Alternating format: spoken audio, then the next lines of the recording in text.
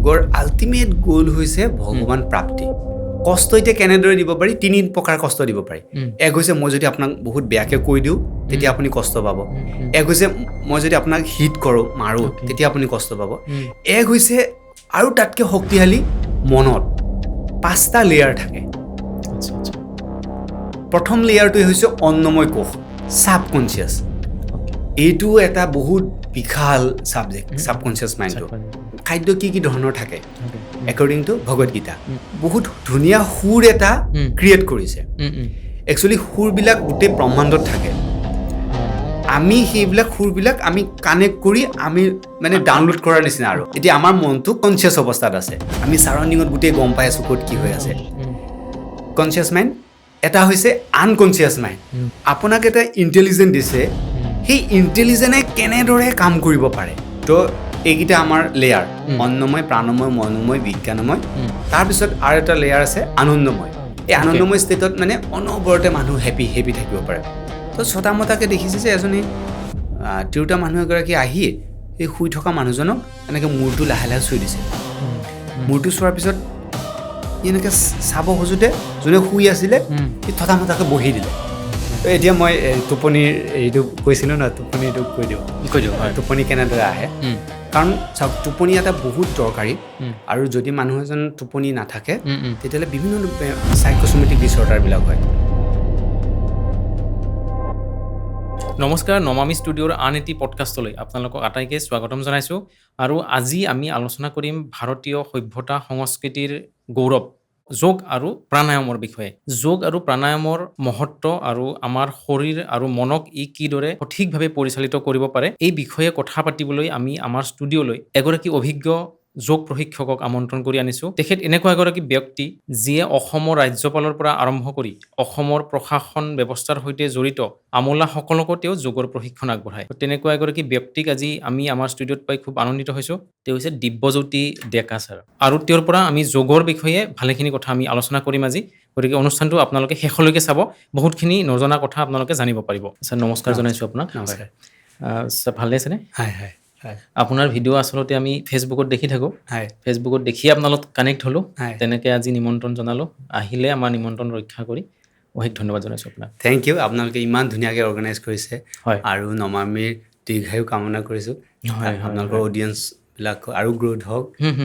আৰু খুব ভাল উদ্দেশ্য লৈ আপোনালোকে আগবাঢ়িছে হয় থেংক ইউ আৰু মাদাৰ কাৰণে বহুত বহুত ধন্যবাদ হয় আপুনি কিমান বছৰ ধৰি যোগৰ সৈতে জড়িত হৈ আছে যোগৰ মোটামুটি 14 বছৰ হৈ গ'ল বহুত সময় কৰিলে হয় এতিয়া যিহেতু আপুনি অভিজ্ঞ এই ক্ষেত্ৰত আমি প্ৰথমে আপোনাৰ পৰা জানিব বিচাৰিছোঁ যোগক লৈ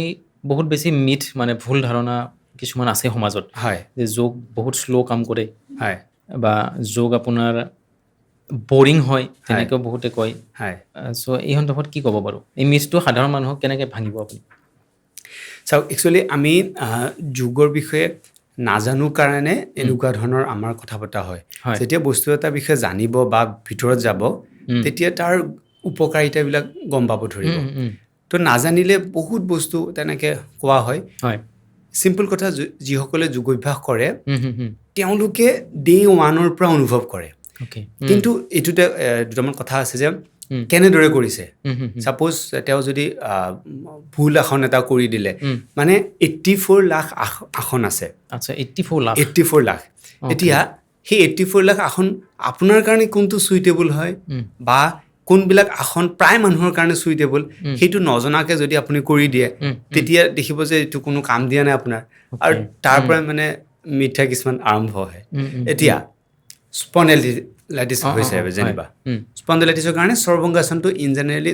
চুইটেবল নহয় বাঢ়ি যায় তো স্পণ্ডাইলাইটিছ থকা মানুহ এজনে যদি সৰ্বাংগাসনটো কৰি দিয়ে তেতিয়া তেওঁৰ পেইনটো বাঢ়িব তেতিয়া তেওঁ ক'ব কি এইটোতো যোগা কাম নাই বেমাৰ বেছিয়ে কৰে কিন্তু যদি তেওঁ সেই স্পণ্ডাইলাইটিছ নকৰি স্কন্ধ মুদ্ৰা কৰে নেক মুভমেণ্ট কেইটামান কৰে তেওঁ যথেষ্টখিনি লগে লগে আৰাম পাব আৰু সেই ব্যক্তিজনে তেতিয়া ক'ব যে যোগটো বহুত ভাল হয় গতিকে ডিপেণ্ড কৰে মানে তেওঁ কেনেদৰে কৰিছে কেনেদৰে শিকিছে সেইখিনিৰ ওপৰত আৰু কেইটামান মিথ্যা হয় যে মানুহে ভাবে যে যোগাভ্যাস মানে প্ৰথম যে এটা স্পিৰিচুৱেল হয় ফুল আধ্যাত্মিক হয় এইটো পাৰ্চিয়েলি ৰাইট আধ্যাত্মিক হয় মানে একচুৱেলি যোগৰ আল্টিমেট গ'ল হৈছে ভগৱান প্ৰাপ্তি অ'কে ভগৱানৰ লগত কানেকশ্যন হৈছে আল্টিমেট গ'ল যোগৰ কিন্তু সেই যোগাভ্যাস কৰোঁতে আপোনাৰ বহু কিছুমান উপকাৰ হয় প্ৰথম হৈছে আপোনাৰ শৰীৰটোৰ উপকাৰ হয় শৰীৰৰ উপকাৰ সাধন হয় শৰীৰৰ বিভিন্ন বেমাৰ আজাৰ থাকিলে এইবিলাক লাহে লাহে ভাল হ'ব ধৰে তাৰপিছত মনৰ উপকাৰ সাধন হয় আৰু মনৰ উপকাৰ সাধন হ'লে মন আপোনাৰ ষ্টেবল হোৱাৰ পিছত আপোনাৰ বুদ্ধিয়ে ভালদৰে কাম কৰিব মুঠৰ ওপৰত সৰ্বাংগ উন্নতি সাধন হয় যোগাভ্যাসৰ জৰিয়তে হয় ভাল লাগিলে আৰু এটা কথা জানিব বিচাৰিছোঁ আপুনি যিহেতু বহুত বছৰ ধৰি যোগৰ সৈতে জড়িত হৈছে নতুন প্ৰজন্ম যোগৰ প্ৰতি আকৰ্ষিত মানে আপুনি পায়নে বাৰু যোগৰ প্ৰতি কেনেকুৱা তেওঁলোকৰ ৰেছপন্সটো কেনেকুৱা বাৰু এতিয়া আকৰ্ষিত হৈছে এইখিনিতে ক'ব লাগিব যে শ্ৰদ্ধাৰে ক'ব লাগিব নৰেন্দ্ৰ মোদী ডাঙৰীয়াই যেতিয়া 2015ৰ পৰা ইণ্টাৰনেশ্যনেল য়োগা ডে আৰম্ভ কৰিলে 14ত এইটো এনাউন্স হৈছিলে 15ৰ পৰা আমাৰ আৰম্ভ কৰিছে তেতিয়াৰ পৰা গোটেই গ্ল'বেলি য়োগাৰ যি প্ৰসাৰ বৃদ্ধি পাইছে তো আগতে যোগ বুলি কৈছিলে এতিয়া যোগ শব্দটো য়োগালৈ ৰূপান্তৰিত হ'ল গ্ল'বেলাইজেশ্যন হোৱাৰ পিছৰ পৰা তো বহুতে এইখিনিতে কনফিউজন হয় এইটো যোগ হে য়োগা কি বস্তু একচুৱেলি এইটো মানে জাষ্ট টাৰ্ম এটা আৰু চেঞ্জ হৈছে য়োগা বুলি তো যোগটোকে য়োগা বুলি কয় তো সেই নৰেন্দ্ৰ মোদী ডাঙৰীয়াই যেতিয়া আৰম্ভ কৰিলে তাৰ পিছৰ পৰা লাহে লাহে ইয়াৰ প্ৰসাৰ যথেষ্ট বাঢ়িছে এতিয়া যোগৰ বিভিন্ন ধৰণৰ কোৰ্চ আহিছে আমি যেতিয়া পঢ়ি আছিলোঁ তেতিয়া অকল কায়গী কোৰ্চটো আছিলে আমাৰ অসমত কায়গী মানে আমাৰ শৰীৰৰ কাৰণে যোগটো তাৰপিছত অসমত এইখিনি কথা ক'ব লাগিব যে অসমত প্ৰথমবাৰৰ বাবে যোগাচাৰ্য শুভাশিষ ডাঙৰীয়া তেখেতে যোগটোক যথেষ্টখিনি প্ৰমোট কৰিছে তেওঁ একাডেমিকটো আৰু অলপ বঢ়ালে তেওঁ কেকে হেণ্ডিকত ইণ্ট্ৰডিউচ কৰালে তাৰপিছত কেকে হেণ্ডিকে গোটেই অসমতে সেই য়োগাৰ ডিপ্ল'মা কোৰ্চ এটা আৰম্ভ কৰিলে সেইটোত যথেষ্টখিনি ষ্টুডেণ্ট ওলালে আমাৰ নিচিনা হওক বা আমাতকৈ ডাঙৰ আমাতকৈ সৰু বহুত ওলালে তাৰপিছত আকৌ বলিনাৰায়ণ ফুকন আৰু যোগাচাৰ্য শুভাশিষ তেখেতে মিলি কিনে আকৌ শ্ৰীমন্ত শংকৰদেৱ আমাৰ যিখন ইউনিভাৰ্চিটি আছে তাতে ইণ্ট্ৰডিউচ কৰালে তাতে এতিয়া PhD কৰি আছে য়োগাত তাৰপিছত আকৌ আপুনি শুনি ভাল পাব যে অসমত প্ৰথমবাৰৰ বাবে আমাৰ যিমানবিলাক মেডিকেল কলেজ আছে এখন ইউনিভাৰ্চিটিৰ আণ্ডাৰত Srimanta Sankardev university of medical ছায়েন্সৰ আণ্ডাৰত সেইখন তাৰ আণ্ডাৰত এতিয়া যোগা কোৰ্চ দিছে গতিকে আমাৰ অসমতো যথেষ্টখিনি যোগাৰ এতিয়া প্ৰসাৰ বাঢ়িছে আৰু ইউথো ডেফিনেটলি ইয়াত আকৰ্ষিত হৈছে সেইকাৰণে কোৰ্চবিলাক চলিছে কোৰ্চ বহুতে কৰিছে তো এনেদৰে মানে একাডেমিক লাইনটোতো য়োগাৰ এতিয়া প্ৰসাৰটো বাঢ়িছে বহুতে কয় যোগা বৰিং হয় তাতকৈ জিমত যোৱাই ভাল মিউজিক থাকিব এণ্টাৰটেইনমেণ্ট থাকিব লগত আপোনাৰ মাচুলো বাঢ়িব সেইটো আপুনি কি ক'ব বাৰু ডাইৰেক্ট ক'ব গ'লে য়েছ হয় কেনেকৈ হয় য়োগাৰ যি উপকাৰিতা আপুনি পটককৈ গম নাপায় তাৰ লাহে লাহে তাৰ গ্ৰ'থটো বাঢ়ে কিন্তু জিমত যোৱাৰ লগে লগে আপুনি 2-3 মাহতে আপোনাৰ মানে মাচল চাচল ধুনীয়া গ্ৰ'থ হয় তাতে বিভিন্ন ধৰণৰ প্ৰটিন লয় বা কিবা লয় লোৱাৰ পিছতে আপোনাৰ মাচলটো গ্ৰ'থ হয় দেখাত অলপ ভাল লাগে কিন্তু ফ্লেক্সিবিলিটি হিচাপত চাব গ'লে যোগৰ লগত মানে কোনো ধৰণৰ হেৰি নাই মানে তাৰ বিকল্প নাই যোগৰ মই কৈ আছোঁ এক্সপ্লেইন কৰি আছোঁ জিম কৰিলে কি হয় আমাৰ মাচলবিলাক গ্ৰ'থ হয় আৰু আপোনাৰ এটা ৱৰ্কআউট হয় কেলৰি বাৰ্ণ হয় কিন্তু যোগাভ্যাসত কি হয় আপোনাৰ কেলৰি বাৰ্ণটো হ'ব ইণ্টাৰনেল আপোনাৰ উন্নতি সাধন হয় যেনেদৰে আমাৰ শৰীৰত বিভিন্ন ধৰণৰ গ্লেণ্ড অৰ্গেন আছে আমি উশাহ লওঁ ৰেছপিৰেটৰী ছিষ্টেম আছে খাদ্য খাওঁ ডাইজেষ্টিভ ছিষ্টেম আছে সেইবিলাক হজম নিয়ায় তাৰপিছত সেইটো এক্সট্ৰেৰিজ মানে ওলাই নিয়াত সহায় কৰে এই বস্তুবিলাকে কি কয় যোগাভ্যাস কৰিলে প্ৰত্যেকটো বস্তুৱেই খুব সুচাৰুৰূপে কাম কৰিব ধৰে আদাৰ এক্সাৰচাইজত মই অকল জিম বুলিয়ে নকওঁ আদাৰ এক্সাৰচাইজত কিন্তু এই গোটেই সৰ্বাংগ সুন্দৰ নহয় এতিয়া মই আপোনাক আৰু এটা ইয়াৰ ডেপথত ক'ব গৈ আছোঁ যোগৰ জৰিয়তে বিভিন্ন বেমাৰ আজাৰ ঠিক হয় এতিয়া আমাৰ আৰু এটা বহুতে ভাবে যে মইতো দিনটো কাম কৰি আছোঁ যোগ নকৰিলেও চলি যায় এতিয়া চাব ফৰ এক্সাম্পল এজন মানুহৰ ডায়েবেটিছ হৈছে এতিয়া ডায়েবেটিছটো আমাৰ ভাৰতত বহুত বৃদ্ধি পাইছে বহুত বাঢ়িছে কিছুমান সৰু সৰু ল'ৰা ছোৱালীৰো হৈছে তো ডায়েবেটিছ হ'লে তেওঁ ভাবে যে মইতো কাম কৰি আছোঁ তো যদি তেওঁ কাম কৰি আছে ডায়েবেটিছ হৈছে কিয় কণ্ট্ৰল হোৱা নাই হ'ব লাগিছিলে কিন্তু ডায়েবেটিছ আমি চায়েন্স ইয়াৰ লগতে মানে চায়েন্সটো জানিব লাগে ডায়েবেটিছ হয় আমাৰ যেতিয়া পেংক্ৰিয়াছে ভালদৰে কাম নকৰে পেংক্ৰিয়াছৰ পৰা আমাৰ ইনচুলিন চিক্ৰেশ্যন হয় ইনচুলিন যদি সঠিকভাৱে চিক্ৰেশ্যন নহয় তেতিয়া ডায়েবেটিছ হ'ব পাৰে এতিয়া আপুনি যদি নিয়মীয়াভাৱে অৰ্ধমৃচ্ছন্দাসন আৰু মুণ্ডুকাসন কেৱল এই দুটা আসন ভালকৈ কৰে ইয়াৰ আগতে দুই এটা আৰু আসন কৰি ল'ব লাগে তো মেইনলি এই দুটা আসন যদি আপুনি ভালকৈ কৰে লাহে লাহে আপোনাৰ ডায়েবেটিছ কণ্ট্ৰলত আহি যায় তাৰপিছত আহিল সূৰ্য নমস্কাৰ সূৰ্য নমস্কাৰ যদি ৰেগুলাৰ কৰে গোটেই সৰ্ব শৰীৰৰ আপোনাৰ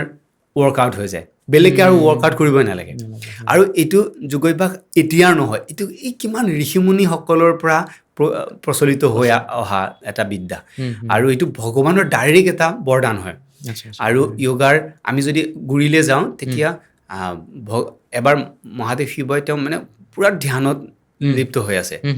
কোনো ধৰণৰ চিন্তা নাই কোনো ধৰণৰ মানে কোনো বিন্দাছ আছে আৰু বাহিৰৰ জগতৰ পৰা বিচ্ছিন্ন তাৰপিছত পাৰ্বতী মায়ে দেখি ভাবিলে কি ইমান ধুনীয়াকৈ কেনেকৈ থাকিব পাৰে কোনো নিশ্চিন্ত মানে কোনো চিন্তা ভাৱনা নোহোৱাকৈ তাৰপিছত তেওঁ যেতিয়া ধ্যানৰ পৰা আহিলে তেওঁ পাৰ্বতী মায়ে সুধিলে যে আপুনি এইটো কেনেকৈ সম্ভৱ হৈছে এইটো কেনেকৈ পচিবল হয় আৰু মানুহেও এইটো কৰিব পাৰিবনে তেতিয়া পোনপ্ৰথমে মহাদেৱে পাৰ্বতীক এই যুগৰ কথা কৈছিলে হয় তো পাৰ্বতীয়ে যুগৰ কথা ক'লে আৰু তাৰপিছত তেওঁ ভাবিলে যেতিয়া মানুহ ইয়াৰ কাৰণে এতিয়া ৰেডি তেতিয়া তেওঁ 7জন ঋষিক এই য়োগাৰ জ্ঞান দিছিলে যাক সপ্তৰ্ষি বুলি কয় সপ্তৰ্ষিক জ্ঞান দিয়াৰ পিছত সেই 7জন ঋষিয়ে পৃথিৱীৰ বিভিন্ন ঠাইত গৈ কিনে য়োগাৰ নলেজবিলাক বিলালে বিলোৱাৰ পিছত যিহেতু 7জনক দিলে লাহে লাহে কি হ'ল ছাপ'জ এটা কথাই মই আপুনিও শুনিলে ময়ো শুনিলোঁ আমাৰ এক্সপ্লেনেশ্যনটো অলপ চেঞ্জ হৈ যাব তো তেনেদৰে তাৰমানে লাহে লাহে লাহে লাহে য়োগাৰ যিটো চেঞ্জ হ'ব ধৰিলে বস্তুবিলাক তাৰপিছত সি যোৱাৰ পিছত পতঞ্জলি মুনি আৱিৰ্ভাৱ হ'ল পতঞ্জলি মুনি কি কৰিলে প্ৰথমবাৰৰ বাবে লিপিবদ্ধ কৰিলে আগতে শ্ৰুতি অৱস্থাত আছিলে যেনেকৈ বেদ শ্ৰুতি অৱস্থাত থাকে তো সেইটো তাৰপিছত পতঞ্জলি মুনিয়ে সেই গোটেই কথাবিলাক লিখিব ধৰিলে আৰু সেইটোৱে পতঞ্জলি যোগসূত্ৰ নামে জনা যায় তাত পতঞ্জলি যোগসূত্ৰ আৰু পতঞ্জলি যোগসূত্ৰ ইমান ধুনীয়া বস্তু মানে সৰু সৰু ল'ৰা ছোৱালীৰ পৰা ডাঙৰে সকলো জানিব লাগে অকল যে আসন অভ্যাস কৰাটোকে যোগ বুলি নকয় আমি দৈনন্দিন জীৱনত কেনেদৰে আমি চলিছোঁ সেইখিনিও যোগ হয় মই আপোনাক ধুনীয়াকৈ কৈ আছোঁ পতঞ্জলি যোগসূত্ৰত 8টা লিম্ব আছে য়ম নিয়ম আসন প্ৰাণায়াম প্ৰত্যাহাৰ ধাৰণা ধ্যান সমাধি এতিয়া য়মটো জানিলে আপুনি মানে ভাবিব বা এইবিলাক কথা মানে আগতে গৈ গৈছে কিছুমান কথা দিনক দিনে গৈছে পৰিৱৰ্তন হৈ থাকে যেনে এতিয়া এই মাইকটো আছে কিছুদিন পিছত হয়তো এই মাইকটো নোহোৱা হৈ যাব টেকন'লজি ডেভেলপ হ'ব আৰু কিবা আহিব বেলেগ আহিব ইয়াৰ আগতে পডকাষ্ট নাছিলে বা এতিয়া আছিলে বেলেগ ধৰণৰ নাছিলে তো টেকন'লজি চেঞ্জ হৈ থাকে কিন্তু এতিয়া কথা কোৱাটোতো চেঞ্জ নহয় কথা আগতেও চলি আছিলে এতিয়াও চলি আছে কথা কোৱাখিনি চেঞ্জ নহয় তেনেদৰে কিছুমান সিদ্ধান্ত চেঞ্জ নহয় তো সেই যিবিলাক চেঞ্জ নহয় পতঞ্জলীয়ে লিখিছিলে তো য়ম হৈছে অহিংসা সত্য অস্তেয় ব্ৰহ্মচৰ্য অপৰিগ্ৰহ এতিয়া অহিংসাৰ বিষয়ে আজি আমি অকণমান কথা পাতিম যে অহিংসা হৈছে যে কাকো কষ্ট নিদিয়া কষ্ট এতিয়া কেনেদৰে দিব পাৰি 3 প্ৰকাৰ কষ্ট দিব পাৰি এক হৈছে মই যদি আপোনাক বহুত বেয়াকৈ কৈ দিওঁ তেতিয়া আপুনি কষ্ট পাব এক হৈছে মই যদি আপোনাক হিট কৰোঁ মাৰোঁ তেতিয়া আপুনি কষ্ট পাব এক হৈছে আৰু তাতকৈ শক্তিশালী মনত মই যদি কাৰোবাৰ কথা বহুত বেয়াকৈ ভাবি থাকোঁ সেইটো চাটল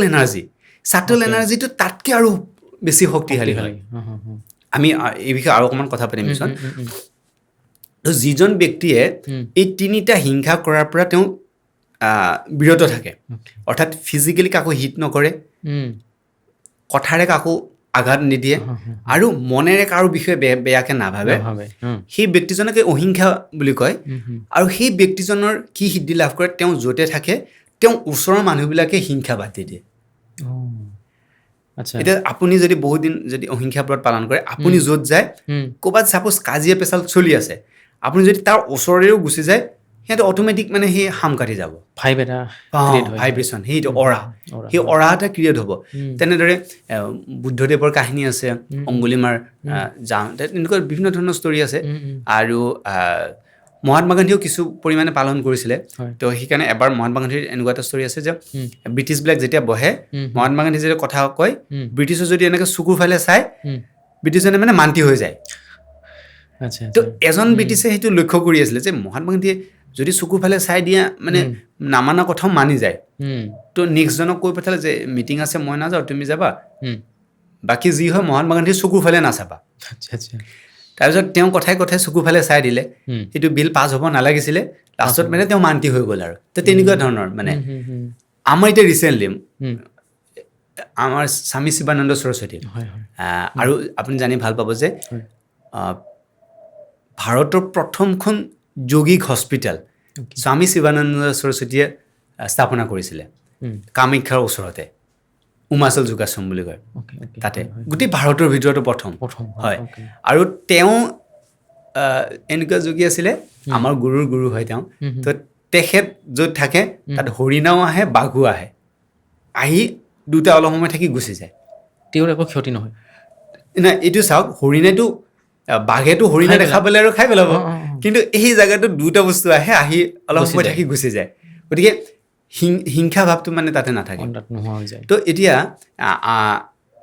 ইয়াৰে কিছুমান কিন্তু এইটো কথা কোৱাৰ লগে লগে আৰু এটা কথা ক'ব লাগিব যে কিছুমান ক্ষেত্ৰত এই অহিংসাটো মানে এপ্লিকেবল নহয় সেইটো জানিব লাগিব নহ'লে এইটো আধৰুৱা হৈ থাকিব ক'ত এপ্লিকেবল নহয় প্ৰথম হৈছে মাক দেউতাকে যদি ল'ৰা ছোৱালীক যদি শাসন নকৰে ইয়াক বেয়াকৈ ক'লে কষ্ট পাব মই বেয়াকৈ নকওঁ লাহে লাহে সি বেয়াৰ ফালে গতি কৰিব এজন যদি আৰ্মিয়ে যদি বৰ্ডাৰত গৈ কিনে যদি ভাবে মইতো অহিংসা পালন কৰোঁ মই কাকো নামাৰোঁ তেওঁলোকে কি অৱস্থা হ'ব তাৰপিছত ডক্তৰ এজনে যদি ভাবে যে মই অপাৰেশ্যন নকৰোঁতে বহুত কষ্ট পাব তো এনেকুৱা ক্ষেত্ৰত মানে সেইটো এপ্লিকেবল নহয় বাকী যদি আমি সেই অহিংসাবোৰত পালন কৰোঁ তেতিয়াহ'লে মানুহ এজনৰ তেনেকুৱা ধৰণৰ অৰা এটা ক্ৰিয়েট হয় তাৰপিছত সত্য হৈছে সদায় সঁচা কথা কোৱা আপুনি লক্ষ্য কৰিছেনে কিছুমান এতিয়াও গাঁৱত মানুহ আছে যিবিলাকে কিবা কথা কৈ দিয়ে সেইটো সঁচা হৈ যায় এতিয়াও কিন্তু তেনেকুৱা মানুহ আছে কিবা এটা কথা কৈ দিলে মানে সেইটো হৈ গ'ল আৰু সেইটো আগতে ঋষিমুনিসকলে যিটো অভিশাপ দিয়াৰ কথা কৈছে সেই বস্তুটোৱে চাগে অভিশাপ আৰু আশীৰ্বাদ তো মই এতিয়া আপোনাক ক'ম যে সেইটো কেনেকৈ কৰিব পাৰি এজন ব্যক্তিয়ে যদি দীৰ্ঘদিন ধৰি কেৱল সঁচা কথা কৈ থাকে মানে মিছা একেবাৰে নকয় কেৱল সঁচা কথা কয় তেতিয়া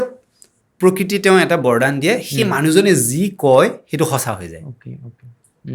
আৰু এতিয়াও প্ৰচলিত সেইটো যেনেকৈ সূৰ্য উদয় হয় এতিয়াও এই আৰম্ভণিটো হৈ আছিলে এতিয়াও উদয় হৈ অস্ত যায় ঠিক তেনেদৰে এনেকুৱা ধৰণৰ এই অহিংসা সত্য অস্তেয়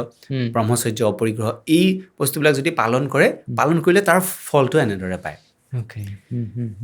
আৰু এটা কথা জানিব বিচাৰিছিলোঁ যোগৰ সৈতে যিহেতু উশাহ নিশাহৰ এটা সম্পৰ্ক জড়িত হৈছে হয় হয় চ' সাধাৰণ উশাহ নিশাহ আমি যিটো নৰ্মেলি লৈ থাকোঁ সেইটোৱে কেনেকৈ জীৱন সলনি কৰিব পাৰে বাৰু হয় উশাহৰ বিষয়ে জানিবৰ কাৰণে আমি ছাবটল লেভেলত যাব লাগিব আচ্ছা আৰু ইণ্টাৰেষ্টিং কথা যে আমি যিবিলাক বস্তু দেখি আছোঁ এইটো অকল 4% আমি দেখা পাওঁ আচ্ছা বাকী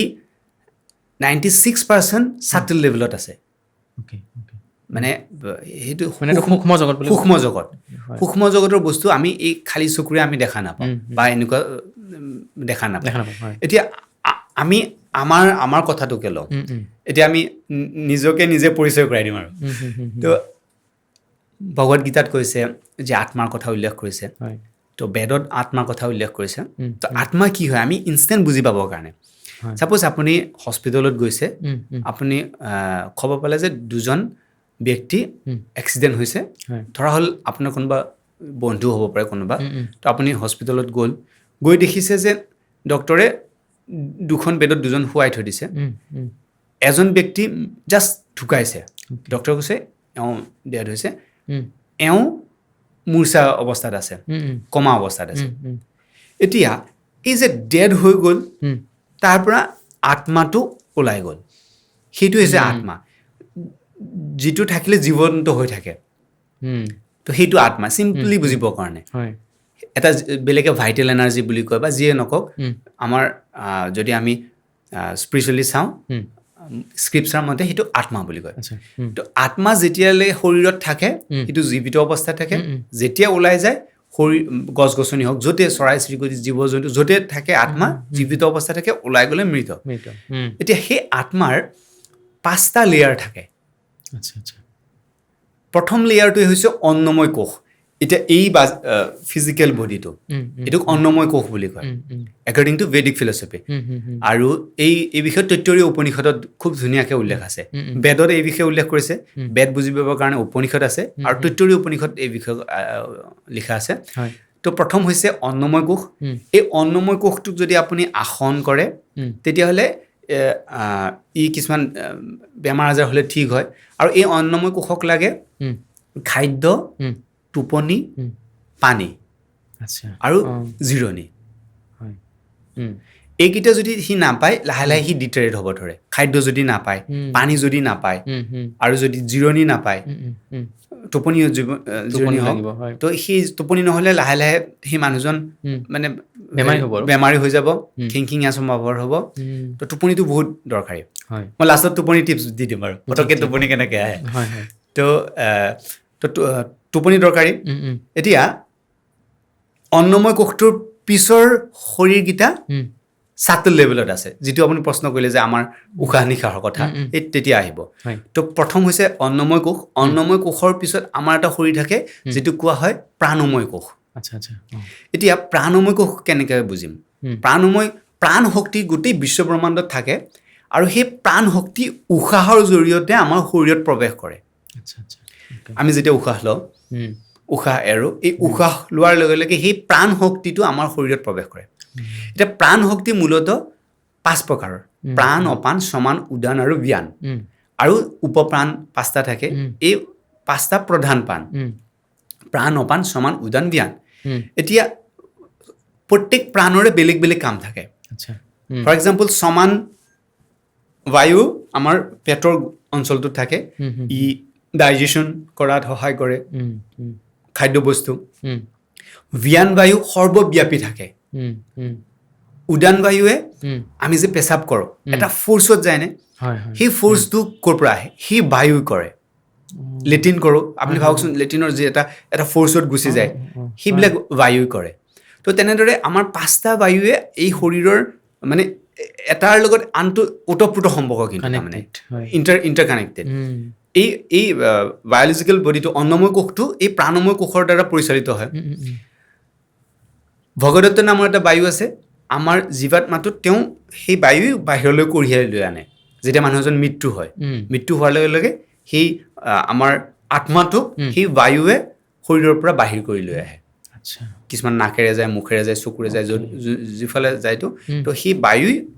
কঢ়িয়াই লৈ গুচি যায় অ'কে এতিয়া আৰু ইণ্টাৰেষ্টিং কথাত আহিছোঁ যিজন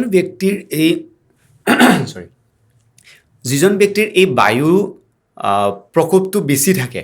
বা প্ৰাণ শক্তি বেছি থাকে সেই ব্যক্তিজনে তেওঁ যিকোনো কামত যথেষ্ট প্ৰভুত্ব বিস্তাৰ কৰিব পাৰে উদাহৰণস্বৰূপে জুবিন দাই তেওঁ প্ৰাণায়াম যদিও নকৰিছিলে তেওঁ নাদ য়োগা কৰিছিলে সংগীতটো হৈছে নাদ য়োগা তো নাদ য়োগা চৰ্চা কৰিছিলে তো নাদ য়োগা চৰ্চা কৰাৰ কাৰণে তেওঁ বায়ুটো যথেষ্ট মানে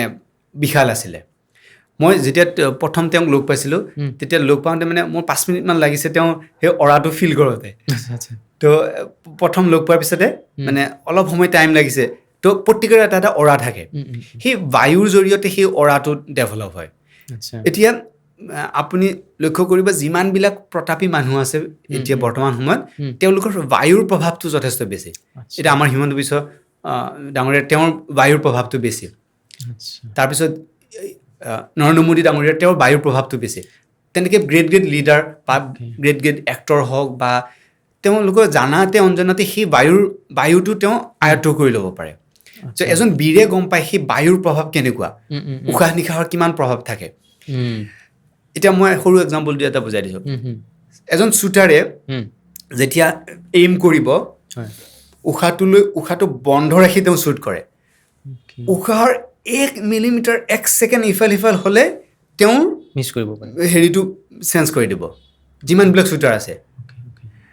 গোটেই উশাহৰ লগত খেল টেনিছ খেলা হওক বিভিন্ন ধৰণৰ যিমানবিলাক খেল গোটেই উশাহৰ লগত ডিপেণ্ড কৰে গতিকে কিমান ছাটল লেভেলৰ এনাৰ্জি সেইটো যিমানে উশাহত কণ্ট্ৰল হয় সিমানে মানে তেওঁ নিজৰ কামত এতিয়া গায়কবিলাকে তেওঁ উশাহটোৰ লগতে যদি তেওঁ ব্ৰিথিংটো খেলি মেলি হয় তাল খেলি মেলি হৈ যাব তো ব্ৰিথিঙৰ ওপৰতে গোটেইখিনি নিৰ্ভৰ কৰে তো এইটোক প্ৰাণময় কোষ বুলি কয় আৰু প্ৰাণায়ামৰ জৰিয়তে যদি আপুনি নিয়মীয়াভাৱে প্ৰাণায়াম কৰে একটো হৈছে সেই বস্তুটো আপুনি ৰিপিট কৰিব লাগে বহুত ৰিপিট কৰিলে সেই বস্তুটোৰ এক্সপিৰিয়েঞ্চ আপোনাৰ বাঢ়ি যাব তেনেকৈ আপুনি প্ৰাণটো বঢ়াব পাৰে দ্বিতীয় হৈছে যদি আপুনি আৰু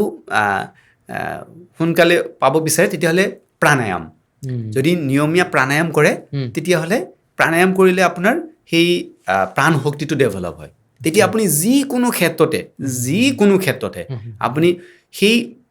কামটো বহুত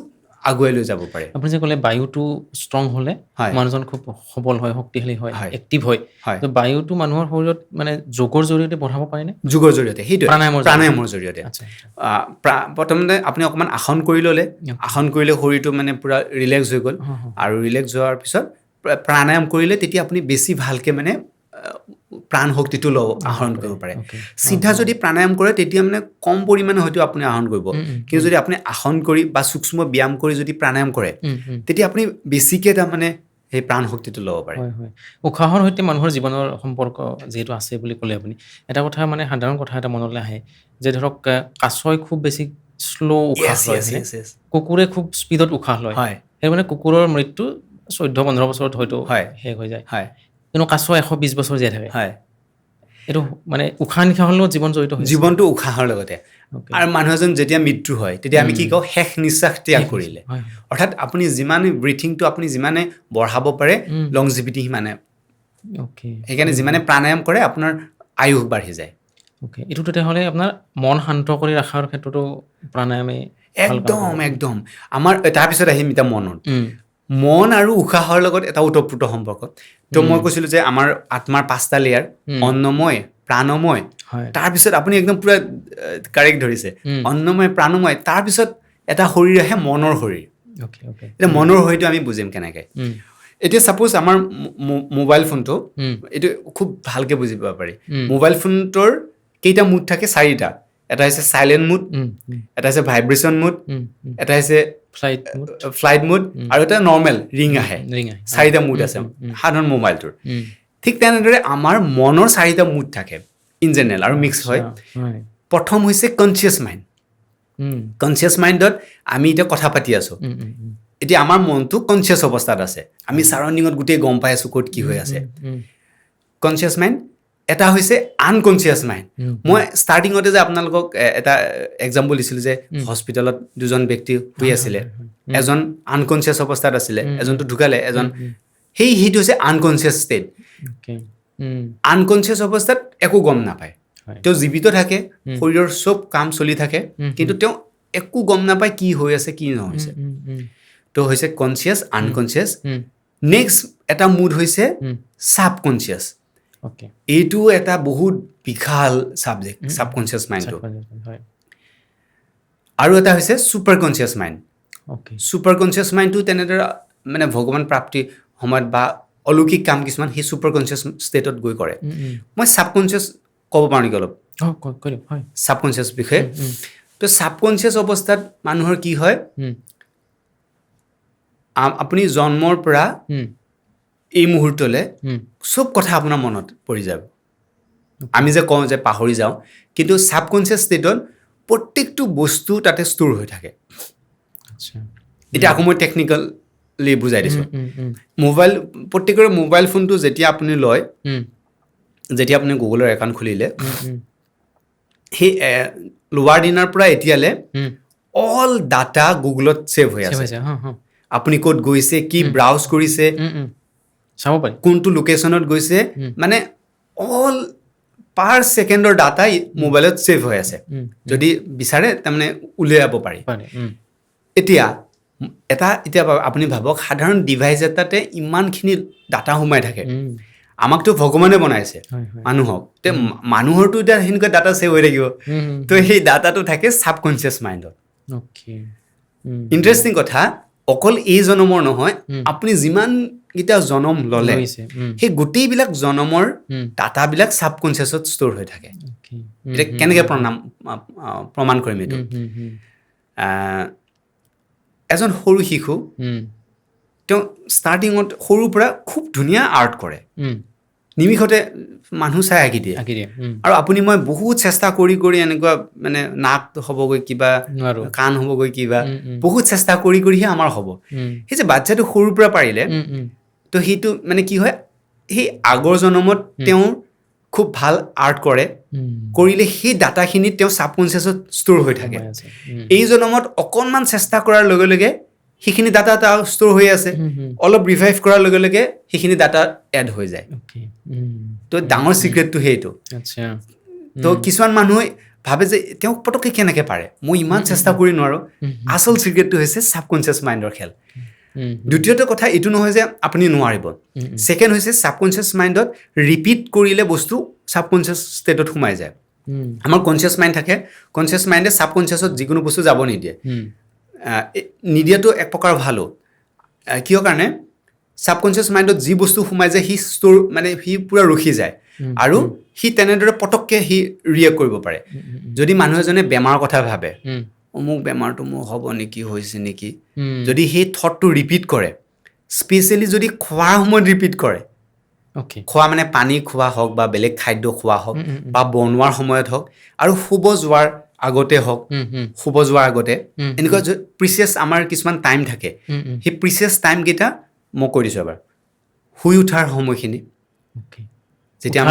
উঠাৰ লগে লগে ব্ৰহ্ম মুহূৰ্তৰ সময়খিনি সূৰ্য উদয়ৰ সময় সূৰ্যাস্তৰ সময় খোৱা বনোৱাৰ সময় খোৱাৰ সময় আৰু শোৱাৰ আগৰ সময় শুব যোৱাৰ আৰু মৃত্যুৰ আগমুহূৰ্ত মৰাৰ আগমুহূৰ্ত এই প্ৰত্যেকটো সময়ে আমাৰ প্ৰিচিয়াছ হয় তথাপি এইকেইটা টাইমত যদি আপুনি যি বস্তু দিয়ে সেইকেইটা আপোনাৰ ছাবকনচিয়াছত পটককৈ সোমাই যায় গতিকে কোনোবা এজন মানুহ যদি খোৱাৰ সময়ত মোৰ ইমান কঁকালৰ বিষ বুলি যদি পানী গিলাচ খায় তেওঁ কঁকালৰ বিষ আৰু ডাবল হৈ গৈ থাকে তো কাৰোবাৰ যদি বেমাৰ হয় সেই খোৱাৰ সময়ত একেবাৰে বেমাৰৰ কথা নুলিয়াব মানে এই ডাইনিঙত যেতিয়া ভাত খাই থাকে ভাত বেমাৰৰ কথা পাতিব বা কিবা এনেই যেতিয়া আপুনি খায় পানী খায় ভাত খায় বা ইনফেক্ট যেতিয়া বনাওঁতেও আমাৰ এনাৰ্জি ছাটল এনাৰ্জিটো মই কৈছোঁ ন আপোনাক যে আমাৰ থটটো বহুত ডিপেণ্ড কৰে ছাবকনচিয়াছ মাইণ্ডত সেই থটবিলাকে সোমাই থাকে যিমানবিলাক আপোনাৰ থট আছে তো ছাবকনচিয়াছত থট সোমাই থাকে তো আকৌ আপুনি যদি ভাল বস্তু এটা ফিল কৰে সদায় মই যদি তেওঁ যি প্ৰফেশ্যনত তেওঁ যদি হওক নহওক তেওঁ যদি অনবৰতে ফিল কৰি থাকে তেতিয়া তেওঁ সেই বস্তুটো ছাবকনচিয়াছত সোমাই যায় ছাবকনচিয়াছত সোমাই যোৱাৰ লগে লগে আমাৰ শৰীৰটো সেইমতে ৰিয়েক্ট কৰে আমাৰ এই শৰীৰটো কেৱল এটা মাধ্যমহে অকল মানে মাধ্যম আমি মাইণ্ডত যি দিওঁ মন বুলি ক'লে গোটেই মাইণ্ডটো আহে কনচিয়াছ আনকনচিয়াছ ছাবকনচিয়াছ ছুপাৰ কনচিয়াছ সেই মনত আমি যি থট দিওঁ এই শৰীৰটো তেনেদৰেই কাম কৰি থাকিব গোটেই মনৰ ওপৰতে ডিপেণ্ড কৰে তাৰমানে তো সেইটো হৈছে তো কনচিয়াছ আনকনচিয়াছ ছাবকনচিয়াছ মাইণ্ড তাৰপিছত হৈছে super conscious mind super conscious মাইণ্ডত অলৌকিক কামবিলাক হয় যেনে আপোনালোকে এতিয়া ৰিচেণ্টলি পাইছিলে যে এজন 17 বছৰীয়া ল'ৰা এজনে তেওঁ বেদ গোটেই গাই কিনে যোৰ আছিলে হাম আছিলে মই একজেক্টলি পাহৰিছোঁ তো সেই বেদ তেওঁ গাই 45 ডেজত মানে বেদখন গাই শেষ কৰিছে তাকো নোচোৱাকে অ'কে সেইখিনিলে ঠিক আছে বেদ এখন বাৰু মুখস্থ কৰিলে পচিবল কিন্তু তেওঁ শ্লোকবিলাক কেনেকৈ গায় ফৰ এক্সাম্পল মোৰ নাম দিব্যজ্যোতি ডেকা তো ধৰি ল'লোঁ শ্লোক মই দিব্যজ্যোতি ডেকা বেদৰ ফৰ এক্সাম্পল ধৰি ল'লোঁ বুজিবৰ কাৰণে বেদৰ এটা শ্লোক হৈছে দিব্যজ্যোতি ডেকা তো তেওঁ শ্লোকটো কেনেকৈ মাতিব দিব্যজ্যোতি ডেকা দিব্য ডেকা জ্যোতি জ্যোতি ডেকা দিব্য ডেকা দিব্য জ্যোতি মানে যিমানবাৰ সেইটো উল্টা পুল্টাকৈ গাব পাৰি তেওঁ মানে কনফিউজ নহয় তো এই এনেকুৱা এটা বেদৰ ৰিচাইটেশ্যন আছে মানে আমাৰ ভাৰতীয় কালচাৰত তো সেইটো মানে বহুত সাধনা লাগে আৰু সেই শ্লোকটো তেওঁ গাই শেষ কৰি দিছে এটা ভুল হ'ব নোৱাৰে গাওঁতে এটা যদি ভুল হয় আকৌ প্ৰথমৰ পৰা ৰিপিট কৰিব লাগে তাৰমানে তো তেওঁ কণ্টিনিউৱাছলি 45 ডেজত সেইখন গাই কিনে শেষ কৰি দিছে এনেকুৱা ধৰণৰ কামবিলাক হয় ছুপাৰ কনচিয়াছ ষ্টেটত তাৰপিছত কোনোবা এজনে বহুত ধুনীয়া সুৰ এটা ক্ৰিয়েট কৰিছে একচুৱেলি সুৰবিলাক গোটেই ব্ৰহ্মাণ্ডত থাকে আমি সেইবিলাক সুৰবিলাক আমি কানেক্ট কৰি আমি মানে ডাউনলোড কৰাৰ নিচিনা আৰু ফৰ এক্সাম্পল ইণ্টাৰনেটত বহুত বস্তু আছে আমি বিচাৰি খুব ভাল কিবা এটা বস্তু যেনিবা আমি ডাউনলোড কৰিছোঁ ঠিক তেনেকৈ আমাৰ এইটো এটা ডিভাইচ হয় আমাৰ এই অন্নময় কোষটো এটা ডিভাইচ হয় যেতিয়া আপুনি ধ্যানত যায় সেই ধুনীয়া সুৰ হওক বা কিবা হওক আপুনি আপোনাৰ মনতে আওৰাব পাৰে সেইটোকে আমি ক্ৰিয়েট কৰা বুলি কওঁ কিন্তু একচুৱেলি আমি একো নকৰোঁ চব থাকে ব্ৰহ্মাণ্ডত আৰু আমি জাষ্ট সেইটোৰ লগত কানেক্টহে হ'ব ৰিচিভ কৰোঁ আমি ৰিচিভাৰ এই বডিটো এটা কেৱল ৰিচিভাৰ হয় তো আপোনাৰ মনত যেতিয়া খুব ধুনীয়া এটা থট আহে যেনেকৈ আপোনালোকে এই নমামিটো ধুনীয়াকৈ কৰিছে প্ৰথম আপোনালোকৰ এটা থট আহিছিলে যে আমি এনেদৰে কৰোঁ ফাৰ্ষ্ট থট আহিলে তাৰপিছত লাহে লাহে সি এতিয়া এটা ডাঙৰ এটা অনুষ্ঠানলৈ পৰিৱৰ্তন হৈছে তো সেই গোটেইবিলাক মানে থটতে খেলে তো এইটো হৈছে ছুপাৰ কনচিয়াছ ষ্টেটত তেনেদৰে হয় তো আমাৰ শৰীৰৰ কথা পাতি আছোঁ অন্নময় আত্মাৰ লেয়াৰ অন্নময় প্ৰাণময় মনোময় তাৰপিছত আহে বিজ্ঞানময় কোষ তো বিজ্ঞানময় কোষ কি হয় এইটো হৈছে ইণ্টেলেকচুৱেল এতিয়া এআই দিন হৈ আছে এআইত মানুহে কিমান কাম কৰে মিনিটতে আপোনাক এপ বনাই দিব 1 মিনিট আগতে যিটো কাম কডিঙত বহুত দিন লাগিছিলে 15-20 দিন লাগে তেওঁলোকে 1 মিনিটত কডিঙত এপ এটা বনাই দিয়ে এপ্লিকেশ্যন ছেকেণ্ডত লিখি দিয়ে তো এতিয়া ভাবক কেৱল আৰ্টিফিচিয়েল ইণ্টেলিজেন্ট এটা ইমান সি মানে কাম কৰিব পাৰে এতিয়া ভাবক আপোনাক ভগৱানে সৃষ্টি কৰিছে আপোনাক এটা ইণ্টেলিজেন্ট দিছে সেই ইণ্টেলিজেন্টে কেনেদৰে কাম কৰিব পাৰে অসীম শক্তিৰ গৰাকী মই এতিয়া অকণমান টেকনিক ক'ম যে সেই ইণ্টেলিজেন্টটো কেনেদৰে ইউজ কৰিব পাৰি আমাৰ যিটো ভগৱানে ইণ্টেলিজেন্ট দিছে ছাপ'জ আপোনাৰ জীৱনত যিকোনো এটা সমস্যাত আপুনি পৰিছে কি কৰিব আপুনি খুব ধুনীয়াকৈ বহিব মেৰুদণ্ড চিধা হয় এইটোত কিন্তু বহুত দৰকাৰী মেৰুদণ্ড চিধাটো আমাৰ মানে 7টা চক্ৰ থাকে মূলাধাৰ স্মাধিষ্ঠান মণিপুৰ অনাহত বিশুদ্ধ আজ্ঞা সহস্ৰাৰ এই এলাইনমেণ্টটো যেতিয়া আপুনি বেকবন ষ্ট্ৰেট হৈ বহিব তেতিয়া সেই এলাইনমেণ্টটো হয় তো আপুনি ধুনীয়াকৈ বহিলে তাৰপিছত চকু বন্ধ কৰিলে বন্ধ কৰি আপোনাৰ যি সমস্যাটো সেই সমস্যাটোৰ কথা অলপ সময় ভাবক যে মোৰ জীৱনত এইটো সমস্যা আৰু আপুনি মনকে কওক যে ইয়াৰ মোক তাৰ সমাধান লাগে আৰু এতিয়াই লাগে এই সমস্যাটোত মই পৰিছোঁ কেনেদৰে মোক আপুনি বচাই ভগৱানক প্ৰাৰ্থনা কৰক যে ভগৱান মোৰ এইটো সমস্যা পৰিছে ইয়াৰ মোৰ উত্তৰটো লাগে মই কেনেদৰে ইয়াৰ পৰা মই ওলাব পাৰিম আপুনি একান্ত মনে বহি অলপ সময় আপুনি ভাবি থাকক একান্ত মনে কিছু সময় পিছত লাহে লাহে লাহে লাহে লাহে লাহে আপোনাৰ মনৰ পৰা এটা বিচাৰ আহিব যে এইটো কৰা দিহা এটা পাব আপোনাক একদম অবজেক্টটো আনি নিদিয়ে আপোনাক কনচেপ্টটো দিব যে এনেকৈ কৰচোন আৰু ভাবি মানে থটটো অহাৰ পিছত আপুনি বহি থাকিলে নহ'ব থটটো আহিলে লগে লগে আপুনি একশ্যন আৰম্ভ কৰক দেখিব আপোনাৰ সেই প্ৰব্লেমটো চল্ভ হৈ গ'ল গতিকে সেইটো হৈছে ইণ্টেলেকচুৱেল এইটোতো এটা সৰু এক্সাম্পল আৰু আপোনাৰ ইণ্টাৰেষ্টিং আছে এই ইণ্টেলেকচুৱেল কিমান হায়াৰ লেভেলৰ হয় আমাৰ মানুহৰ যে ইণ্টেলেকচুৱেল এটা ষ্টৰিয়ে মই কৰিছোঁ আপোনাক এবাৰ এখন জাহাজত তেওঁলোকে মানে ঘৰলৈ আহি আছে দুজন বন্ধু এনেকুৱা এটা ৰুমত জাহাজৰ ধুনীয়া মানে ৰুম থাকে ৰুমত ধুনীয়াকৈ ৰাতিৰ তাৰপিছত অকস্মাত ৱেডাৰ বেয়া হৈ গ'ল তাৰপিছত বতাহ সেই বতাহ বেয়া হোৱাৰ লগে লগে তাৰে এগৰাকী তাতে থকা এগৰাকী মানুহৰ ৱাইফে ঘৰত মানে শুনিছে যে তেওঁ বতৰ বহুত বেয়া এতিয়া টিভিত দেখা পালে তো দেখা পাই তেওঁ সেই হেৰিটো চাইছে মানে টোপনি গুচি গ'ল নিউজটো চাইছে কি হ'ব ভাবি এইফালে জাহাজত তেওঁলোক আহি আছে ৰুমটো আন্ধাৰ ৰুম তাৰপিছত এজন মানুহ শুই দিছে এজন বন্ধু বহি আছে তো ছটা মতাকৈ দেখিছে যে এজনী তিৰোতা মানুহ এগৰাকী আহি এই শুই থকা মানুহজনক এনেকৈ মূৰটো লাহে লাহে চুই দিছে মূৰটো চোৱাৰ পিছত এনেকৈ চাব খোজোঁতে যোনে শুই আছিলে সি থটা মতাকৈ বহি দিলে বহি পেলাই ক'লে এই মই মিছেছক সপোনত দেখা পালোঁ মিছেছ এইমাত্ৰ সপোনত আহিছিলে বহি থকা মানুহটো কৈছে মইতো এইমাত্ৰ মই নিজ চকুৰে এজনী মানুহ দেখা পাইছোঁ মানে মুখখন চিনি পোৱা নাই আন্ধাৰৰ কাৰণে মইতো নিজে দেখা পালোঁ তাৰপিছত তেওঁ বন্ধুজনে হাঁহিলে আৰু আৰে তুমি বহি বহিতো মানে সপোন হাৰে হাৰে তুমি সপোন দেখি পালে নেকি তাৰপিছত মই বাৰু টোপনিয়ে গৈছিলোঁ কথাটো মানে দুয়োটাই মানে অ'কে কিবা চাগে হ'ল বুলি গুচি গ'ল আৰু তো তেওঁলোকে কিছুদিন পিছত বতৰ হাম কাটিলে ঘৰলৈ আহিলে দুজন ঘৰা ঘূৰি গ'ল তাৰপিছত এইজন যোনে শুই আছিলে তেওঁ যেতিয়া ঘৰত গ'ল ঘৰত যোৱাৰ পিছত হেৰি ক'লে ৱাইফক ক'লে যে বৰ ৱেডাৰ বেয়া আছিলে এনেকৈ মানে কোনোপতে আমি আহি পালোঁ একো কেজুৱেলিটিও কাৰো একো হোৱা নাই তাৰপিছত ৱাইফে ক'লে এদিন কি হ'ল জানা তোমালোকে যেতিয়া ৱেডাৰ বেয়া বুলি গম পালোঁ মই নিউজত চালোঁ সেই টিভিটো চাইছে তোমাৰ কথা ভাবি ভাবি মই মানে কি হ'ব এতিয়া তোমাৰ ক'ত আছে তেনেকৈ ভাবি ভাবি মই টোপনি গুচি গ'লোঁ টোপনিত মই দেখিলোঁ যে এখন জাহাজ দেখা পালোঁ জাহাজৰ মই ভিতৰত গ'লোঁ এটা ৰুমত তুমি সোমাই আছা আৰু তোমাক সোমাই থাকোঁতে তোমাৰ মূৰটো এনেকৈ চুব খোজোঁতে পিছফালে তোমাৰ কোনোবা এজন থকা যেন পালোঁ মই সাৰ পাই গ'লোঁ তো এতিয়া গোটেই এজনে যদি কথাটো ক'লে হয়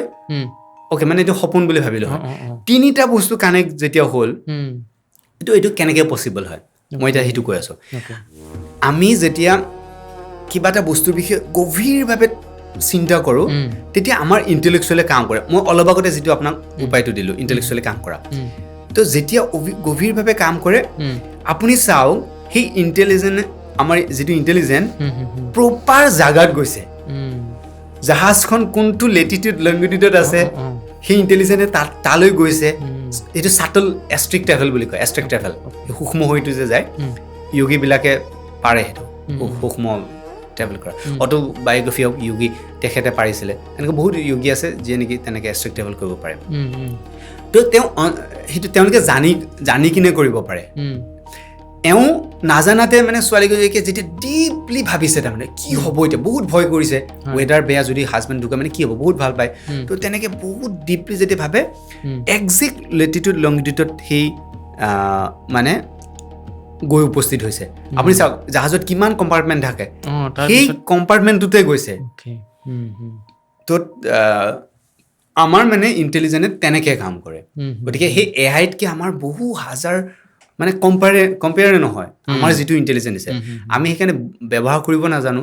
বাট নিয়মীয়া যদি যোগ অভ্যাস কৰে তেতিয়া লাহে লাহে আপুনি সেই ইণ্টেলিজেন্সটো আপুনি ইউজ কৰিব পাৰে আমি ইণ্টেলিজেন্সটো ইউজ কৰিব তো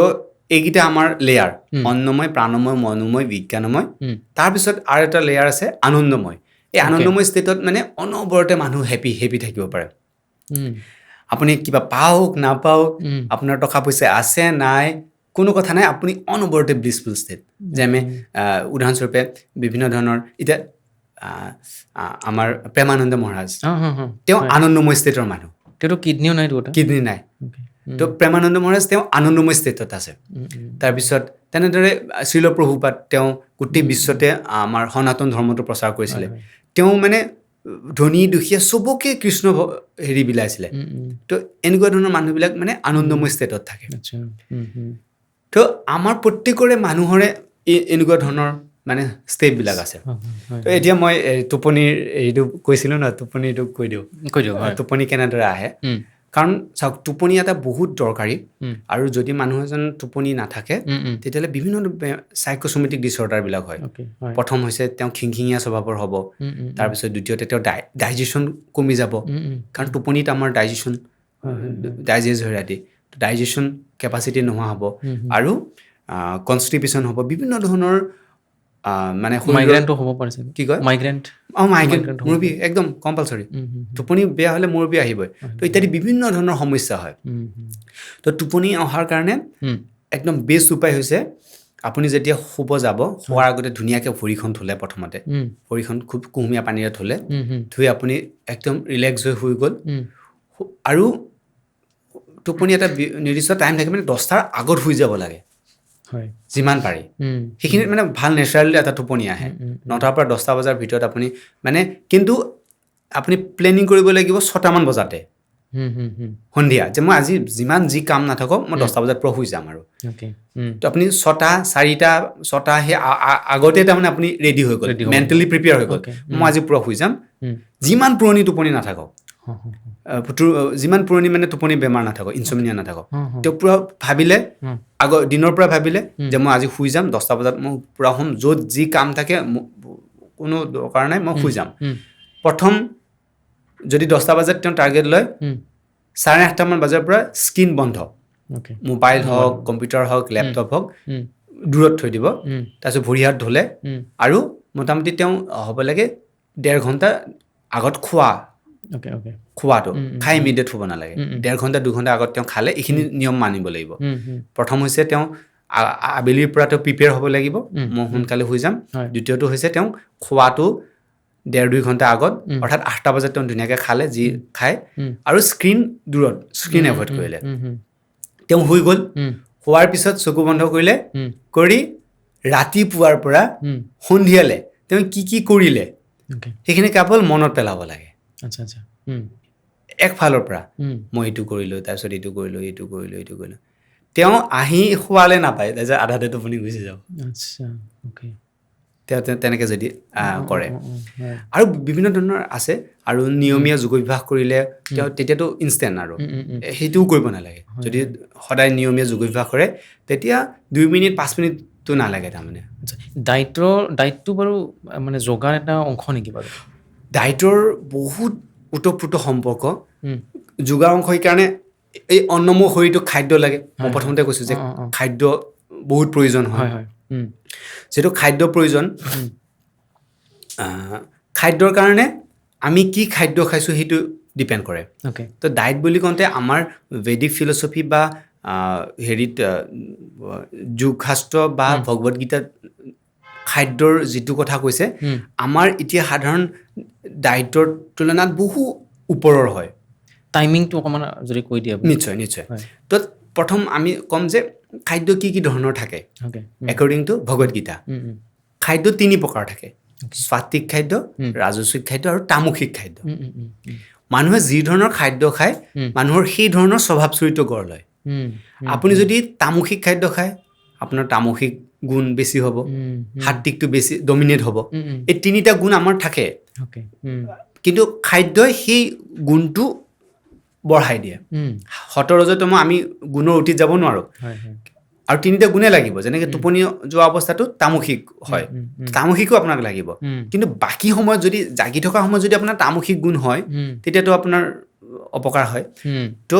মই টাইমিংটো ক'ম তো প্ৰথম হৈছে তলৰ পৰা গ'লোঁ তামসিক খাদ্য হৈছে যিবিলাক দুৰ্গন্ধযুক্ত খাদ্য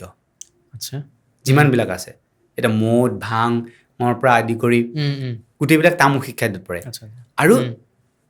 আমিষ আহাৰবিলাক যিমানবিলাক মানে মাছ মাংস কণী হওক এইবিলাক তামসিক খাদ্যত পৰে তো তামসিক খাদ্য গ্ৰহণ কৰিলে কি হয় মানুহজনৰ স্বভাৱ চৰিত্ৰ তামসিক হৈ যায় বেছিভাগ মানে সাত্বিক ৰাজসিক ডমিনেট হৈ যায় অলপ যদিও তেওঁ একেবাৰে নোহোৱা নহয় সাত্বিকটো থাকে তথাপি মানে এইটো ডমিনেট অৱস্থাত থাকে কাৰণ তেওঁ সাত্বিক ফুড লয় কাৰণ খাদ্য এটা এনাৰ্জি হয় আমি চাওঁ আমি যি খাদ্য খালোঁ খাদ্যৰ পিছত তাৰ পৰা কিন্তু সেই খাদ্যটো ছাটল ফৰ্মতহে শৰীৰে এবজৰ্ভ কৰে এটা এনাৰ্জি কাৰণ চাওক আমি খাদ্য খোৱাৰ পিছততো আমি লেট্ৰিন কৰি উলিয়াই দিলোঁ বস্তুবিলাক কিন্তু তাৰ পৰা ৰসটো সেই এনাৰ্জিটোহে শৰীৰে এবজৰ্ভ কৰে তো ইয়াতে আৰু গভীৰ চায়েন্স আছে যেতিয়া আপুনি ফৰ এক্সাম্পল কিছুমানে ছাগলী এটা যেতিয়া মাৰাৰ আগমুহূৰ্তত ছাগলীটো গম পাই যে মোক মাৰিব সি ভয় খায় সি ভয়ৰ যিটো মানে টেণ্ডেঞ্চি সেইটো তাৰ ক'ত সোমাই গ'ল গোটেই কোষবিলাকত চবতে তাতে এনাৰ্জিটো সি লৈ ল'লে ছাগলীটো সেই ভয়টো তাৰ এটা হৰমন চিক্ৰেশ্যন হয় সেই হৰমনটো শৰীৰৰ পৰা ওলালে তাৰপিছত যেতিয়া ছাগলীটো খাব তেতিয়া সেই ভয় ভাৱটো মানুহজনৰ খালে সেই মানুহজন অলপ ভয়াতু টাইপৰ হৈ যায় তো তেনেকুৱা মানে কিছুমান ছাটল লেভেলৰ হেৰি থাকে তো সাত্বিক খাদ্য তামসিক খাদ্য হ'ল তাৰপিছত আহে ৰাজসিক খাদ্য কৈছে যে যিবিলাক খাদ্য মানে বেছি মছলাযুক্ত খাদ্য পূৰা গৰম খাদ্য অত্যাধিক গৰম খাদ্য বা মছলাযুক্ত খাদ্য সেইবিলাক ৰাজসিক খাদ্যত পৰে সাত্বিক খাদ্য হৈছে যে যিবিলাক মানে খুব সুগন্ধি আৰু নিৰামিষ হয় সুগন্ধিযুক্ত হয় আৰু ৰান্ধাৰ 3 ঘণ্টাৰ ভিতৰত সেইবিলাক হৈছে সাত্বিক খাদ্য তো যি খাদ্য খাই মানুহৰ গুণবিলাক সেনেকুৱা ধৰণৰ হয় এতিয়া খোৱাৰ আপুনি টাইমৰ কথা কৈছিলে টাইম হৈছে এনেকুৱা যে আমাৰ শৰীৰটো আকৌ এইকেইটা লেয়াৰ ক'লোঁ মই অন্নময় প্ৰাণময় মনোময় বিজ্ঞানময় আনন্দময় এইকেইটা হৈছে শৰীৰৰ এটা এটা লেয়াৰ আকৌ এই শৰীৰটো আমাৰ পঞ্চভূতেৰে তৈয়াৰী এই শৰীৰটো মানে ইলিমেণ্ট সেইকেইটা হৈছে লেয়াৰ এইকেইটা মই এতিয়া ক'ম ইলিমেণ্ট আৰ্থ ৱাটাৰ এয়াৰ ইথাৰ ফায়াৰ মাটি পানী বায়ু অগ্নি আৰু আকাশ এতিয়া আমাৰ পেটত জঠৰাগ্নি থাকে জঠৰাগ্নিয়ে আমি যি খাদ্য খাওঁ সেইটো হজম নিয়াত সহায় কৰে আপুনি যেতিয়া খাদ্য খায় কোনটো সময় সেইটো বহুত ডিপেণ্ড কৰে ৰাতিপুৱা হৈ গ'ল সূৰ্য উদয় হৈ গ'ল জঠৰাগ্নি লাহে লাহে এৱেক হৈ গ'ল এক্টিভ হৈ গ'ল লাহে লাহে লাহে দুপৰীয়া হ'ব জঠৰাগ্নি ফুল এক্টিভ হৈ যায় সেইকাৰণে দুপৰীয়া আমাৰ পূৰা ভোক লাগে তাৰপিছত যেতিয়া সূৰ্যটো লাহে লাহে অস্ত যাব ধৰিব ভোকটো যে মৰি যোৱা বুলি কয় আপুনি আগতে কৈছিলে যে আমাৰ ভোকটো মৰি যায় তো মৰি যায় মিনছ কি আপোনাৰ জঠৰাগ্নি ডাউন হৈ গৈ আছে সি ডিএক্টিভ হৈ গৈ আছে সূৰ্য অস্ত গ'ল মিনছ পূৰা ডিএক্টিভ হৈ গ'ল গতিকে প্ৰপাৰ খাদ্য যিবিলাক মানে সহজে হজম নোহোৱা খাদ্য আপুনি খায় সেইবিলাক দুপৰীয়াৰ ভাগত খাব লাগে ৰাতি যোনে খাদ্য খায়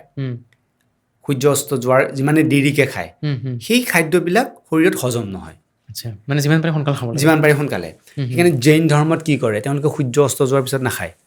আপুনি ইনফেক্ট আমাৰ অক্ষয় কুমাৰ চেলিব্ৰিটি ডাঙৰ যে হেল্থ কনচিয়াছ তেওঁলোকে সূৰ্য অস্ত যোৱাৰ পিছত নাখায় যিমান পাৰে আৰু ইণ্টাৰেষ্টিং কথা যোনে ফেট ৰিডিউচ কৰিব খোজে ৱেইট ৰিডিউচ কৰিব খোজে আপুনি কণ্টিনিউ 1 মাহ এইটো ফ'ল' কৰি চাওক যে আপুনি সূৰ্য অস্ত যোৱাৰ পিছত নাখাব আবেলি অলপ ভালকৈ দৰকাৰলৈ খাই লওক ধুনীয়াকৈ খালে আপুনি ৰাতি নাখালে নেক্সট ডে ৰাতিপুৱাই খাব নালাগে মোটামুটি 9-10টা মানত খাব লাগে তেনেকৈ যদি আপুনি কিছুদিন ফ'ল' কৰে দেখিব আপোনাৰ ৱেইটটো খুব সোনকালে মেইনটেইন হৈ যায় তো কথা হ'ল যে টাইমিংটো হৈছে আপুনি সূৰ্য অস্ত যোৱাৰ পিছত খাব নালাগে আৰু যোগশাস্ত্ৰত কৈছে যে 4 ভাগৰ 2 ভাগহে আপুনি খাব লাগে আমাৰ পেটৰ 4 ভাগৰ 2 ভাগ খাব লাগে তেতিয়া সেই এনাৰ্জিটো প্ৰপাৰলি চেনেলাইজ হয় আমাৰ শৰীৰত পেটটো আপুনি 4টা ভাগ কৰিলে তাৰে 2 অংশ আপুনি খালে 1 অংশ 1 ঘণ্টাৰ পিছত পানী ল'লে আৰু 1 অংশ মানে তাক এয়াৰৰ কাৰণে থ'ব লাগে এতিয়া চিম্পল এক্সাম্পল মিক্সিটোত যদি আপুনি লয় কিবা গ্ৰাইণ্ডিং কৰিব আপুনি পূৰা ফুলকৈ দিছে আপুনি পাৰিব নেকি ওলাই যাব নুঘূৰিব ভালকৈ আৰু এইটোতো আমাৰ পেট হয় গতিকে আমি যদি পূৰা পেট ভৰাই খাওঁ সি ডাইজেশ্যনত বহুত কষ্ট হয় তো সেইকাৰণে কেনেকৈ খাব লাগে এতিয়া মই ক'লোঁ যে পেটৰ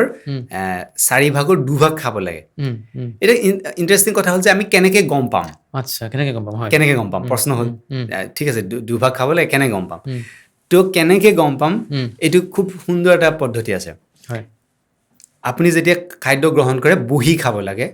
থিয় হৈ 1 নম্বৰতে সেইটো একদম বেয়া স্বভাৱ আমাৰ যেতিয়া এইটো হৈছে সেইকাৰণে বেমাৰ আজাৰ বেছি হয় আমি খাদ্য ভালকৈ নোখোৱাৰ কাৰণে আপুনি ধুনীয়াকৈ বহি খোৱাৰ সময়ত একেবাৰে কথা ক'ব নালাগে একান্ত মানে আপুনি খাদ্য খালে খাদ্য খোৱাত পানীও খাব নালাগে পানী খালেও একদম অলপ মানে চিপচিপি আপোনাৰ যাতে নালাগে অকণমান যদি শুকান বেছি হয় জুলীয়া হ'লেতো পানী নালাগে যদি বেছি শুকান হয় একদম চিপচিপি আপুনি পানী ল'লে আপুনি ধুনীয়াকৈ খালে একান্ত মানে মনোযোগ দি খোৱাৰ পিছত মাজতে আপোনাৰ আহিব এটা তৃপ্তিৰ উগাৰ এটা আহিব এই উগাৰটো কেতিয়া নাহে যেতিয়া আপুনি খাওঁতে কথা পাতি থাকে কেতিয়াও উগাৰ আহিব আপুনি গমে নাপাব অনুভৱ কৰা নাযায় আৰু যদি বহি থিয় হৈ খায় তেতিয়াও সিটো কাম নকৰে সেই আপোনাৰ চিষ্টেমে উগাৰটো আহিব তো বহি যদি একান্ত মানে খায় আপোনাৰ এটা তৃপ্তিৰ উগাৰ আহিব উগাৰটো আহিলে কিন্তু আপোনাৰ আৰু ভোক থাকে যে এইখিনি খালোঁ মই আৰু মানে খাব পাৰোঁ সেইখিনিতে ষ্টপ কৰি দিব লাগে ডেট মিনছ আপোনাৰ 4 ভাগৰ 2 ভাগ আপোনাৰ পূৰ্ণ হ'ল মানে কি অলপমান ভোক থাকিব লাগে পেটত য়েছ অকণমান মানে আপোনাৰ ভোক আছে আৰু শ্লাইড আৰু অকণমান পাৰি আৰু তেতিয়া এৰিব লাগে তেতিয়া আৰু ইণ্টাৰেষ্টিং আপোনাৰ কিছুমান চাইক'লজিকেলি কিছুমান বেনিফিট আছে মই কৈ আছোঁ ফিজিকেলটো বেনিফিট হয় তো সেইখিনি আপুনি খালে খোৱাৰ পিছত 1 ঘণ্টাৰ পিছত আপুনি পানী খাই দিলে তেতিয়া প্ৰপাৰ ডাইজেষ্ট হ'ব আকৌ আপোনাৰ সময়ত আকৌ ধুনীয়াকৈ ভোক লাগিবগৈ নেক্সট আহাৰ যেতিয়া ল'ব কিন্তু আমাৰ মেক্সিমামৰ ভুল হয় কি এবাৰতে একদম পুৰা দবাই দিয়া যায় তেতিয়া ভালকৈ হজমো নহয় আৰু চিষ্টেমে ভালকৈ কাম নকৰে তো আমাৰ চাইক'লজিকেলি কি হয় আপোনাৰ সেইটো সংযমতা আহে আমাৰ যে সংযম লাগে যিকোনো বস্তু দেখা পালে আমি পটককৈ লোভ হৈ যায় বা সংযমটো যে এই খোৱাত যদি আপুনি সংযমটো কৰি আনিব পাৰে তেতিয়া আপোনাৰ ইন্দ্ৰিয় বাকী কামতো আপোনাৰ সংযমতা আহে আৰু এজন মানুহ ৰজা হ'ব পাৰে যেতিয়া তেওঁ সংযম থাকে সংযম থাকিলে যিকোনো ক্ষেত্ৰতে তেওঁ মানে ৰাজ কৰিব পাৰে এটা কথা জানিব বিচাৰিছোঁ আপুনি যিহেতু বহুত বছৰ ধৰি যোগাৰ সৈতে জড়িত হৈছে আপুনি চৰকাৰী বিষয়াসকলকো যোগৰ প্ৰশিক্ষণ আগবঢ়ায় হয় সেই এক্সপিৰিয়েঞ্চটো অকণমান কওকচোন বাৰু হয় মোৰ এই ক্ষেত্ৰত প্ৰথম ইণ্ট্ৰডিউচ কৰিছিলে আমাৰ য়োগাচাৰ্য সুভাষী ছাৰে তেখেতে চৰকাৰী বুলি কওঁতে অনাৰেবল গভৰ্ণৰ ছাৰ তাতে 2018 তেওঁ মোক তাতে ইণ্ট্ৰডিউচ কৰাই দিছিলে মানে ৰাজভৱনত য়োগা ডে এবাৰ হওঁতে তাতে তেনেকৈ লৈ গ'ল তাৰপিছত গভৰ্ণৰ ছাৰে ভাল পাই প্ৰফেচাৰ জগদীশ মুখী ছাৰ আছিলে তেতিয়া তেওঁ থকা সময়খিনিত তাৰপিছত শিকালোঁ তাৰপিছত নেক্সট গভৰ্ণৰ ছাৰ আহিলে তেওঁকো শিকাইছোঁ এতিয়া যিজন আচাৰ্য ছাৰ আছে তেখেতকো কৰাই আছোঁ আৰু দ্বিতীয়তে সেই 2018তে ACSৰ যিটো ট্ৰেইনিং হয় এডমিনিষ্ট্ৰেটিভ ষ্টাফ কলেজত তাতে ACSবিলাকক ট্ৰেইনিং কৰায় তাতে ইণ্ডাকশ্যন প্ৰগ্ৰেম হয় ফাউণ্ডেশ্যন প্ৰগ্ৰেম হয় সেই ইণ্ডাকশ্যন আৰু ফাউণ্ডেশ্যন তাতে ৰেচিডেঞ্চিয়েল প্ৰগ্ৰেম হয় আৰু তাতে য়োগাটো মানে তেওঁলোকক দিছে যাতে তেওঁলোকে ষ্ট্ৰেছ মেনেজমেণ্ট কৰিব পাৰে পিছত কাৰণ যিকোনো ক্ষেত্ৰতে য়োগাই সহায় কৰে যি ছেক্টৰতে আপুনি নাথাকক কিয় কাৰণ মই ক'লোঁ যে আমাৰ 5টা লেয়াৰত হেল্প কৰে ইয়াৰ আৰু বহুত বিশাল আছে মই চিম্পলি আপোনাক আজি ক'লোঁ মানে যোগাটো ইমান বিশাল এটা চেপ্টাৰ এটা পডকাষ্টত শেষ কৰিব নোৱাৰিম হয় তাৰপিছত সেই 2018ৰ পৰা যিমানবিলাক ACS অফিচাৰ আছিলে তেওঁলোকক এতিয়ালৈ তেওঁলোকক শিকাইছোঁ আৰু IIBM Indian institute of banking management তাতেও মাতে তেওঁলোকৰ যেতিয়া কোৰ্চ কণ্ডাক্ট হয় আৰু আমাৰ এটা অনলাইন ছেশ্যনো হয় যিটো য়োগা মিৰাকল বুলি হয় আপোনাৰ আমাৰ ভিউৱাৰ্ছে যদি কোনোবাই আপোনাৰ সৈতে কানেক্ট হ'ব বিচাৰে হয় অনলাইনত শিকিব পাৰিব যোগা অনলাইনত শিকিব পাৰিব তাতে আমাৰ এটা ৰিচেণ্ট এটা নাম্বাৰ এটা আছে একদম নতুন হোৱাটছএপৰ কাৰণে এইটো নাম্বাৰ তো সেইটো মই আপোনালোকৰ লগত শ্বেয়াৰ কৰি দিব পাৰিম হয় বা আপোনাক আমি ডিছক্ৰিপশ্যনত দি দিব নাম্বাৰটো মই দি দিম সেইটো নাম্বাৰত হোৱাটছএপ কৰিলে অনলাইনতো শিকিব পাৰিব য়োগা মিৰাকলৰ কাৰণে আচ্ছা যোগা শিকিবৰ কাৰণে বহুতে আৰম্ভ কৰে 3-4 দিন কৰে আকৌ বাদ দিয়ে তেওঁলোকক কি ক'ব বাৰু কেনেকৈ কণ্টিনিউ কৰিব পাৰি যোগাটো যোগা যে ভাল চবে জানে কিন্তু কোনো নকৰে মানে কৰিবলৈ এলাহ কৰে যোগাভ্যাস কৰোঁতে কিছুমান বাধা আছে কাৰণ আপুনি ভাল বস্তু এটাত যাওঁতে যেনেকৈ সাগৰৰ মাজৰ পৰা যদি আপুনি মুকুতা আনিব খোজে প্ৰথম আপুনি ঢৌ পাব প্ৰচণ্ড ঢৌ নাও যদি আপুনি লৈ যায় মাজত ছাপ'জ মাছমৰীয়াজনে গ'ল যেনিবা প্ৰথম বহুত ঢৌ আহে সেই ঢৌ পাৰ হোৱাৰ পিছতহে শান্ত হয় সাগৰখন তাৰ পৰা আপুনি তাৰ মণি মুকুতা আপুনি ল'ব পাৰে ঠিক তেনেকৈ যোগাভ্যাসটো